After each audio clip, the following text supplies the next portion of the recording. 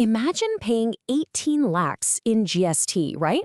Only for the government to turn around and demand that exact same amount again, plus heavy interest. Why?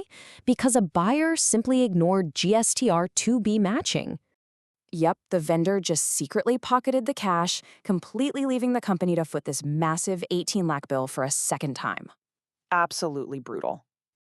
So what exactly is this? In short, GSTR-2B matching is India's mandatory digital tax check.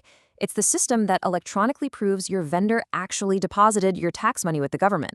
Basically, if their invoice doesn't show up on this portal, boom, you lose your tax credit entirely. No exceptions.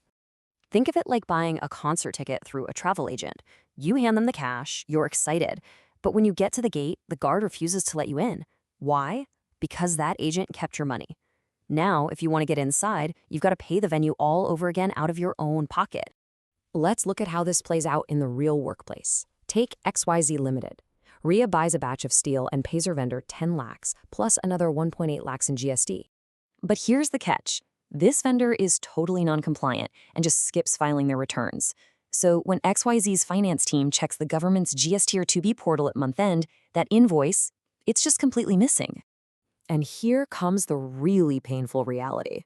Because that shady vendor pocketed the tax cash, XYZ Limited permanently loses its 1.8 lakh tax credit. It's just gone. Poof. Now, to stop the bleeding, Ria's ERP system immediately kicks in, automatically freezing all future payments to this vendor until they finally pay the government what they actually owe. It's a lifesaver, really. This whole situation exposes a massive beginner myth in this explainer. People always think, hey, I paid the vendor's legal tax invoice, so my company's tax is cleared. Nope. The reality is, you only secure your input tax credit when the government actually receives the cash. That piece of paper from the vendor, it literally means absolutely nothing to tax authorities. And this brings us right to what auditors are constantly hunting for. The ultimate red flag here is what we call the blind tax release. That's when accounts payable teams foolishly pay the full GST amount up front to vendors who have a known history of terrible tax compliance. To combat this, smart auditors enforce a strict system block. Their golden rule is super simple. Hold back the GST cash until that specific invoice officially turns green on the GSTR-2B portal.